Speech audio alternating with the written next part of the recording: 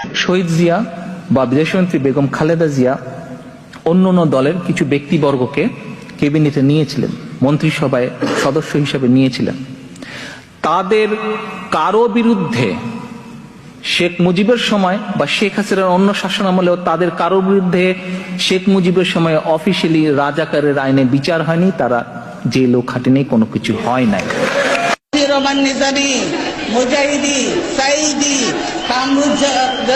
সাইদি, কামরুজ্জামান, কাদের মোল্লা, এদের সবাইকে তারা মিথ্যে মামলা দিয়ে গ্রেফতার করে রেখে দিয়েছে। তারা ভেবেছে তারা স্বাধীনতা বিরোধী বলে তাদেরকে গ্রেফতার করেছে।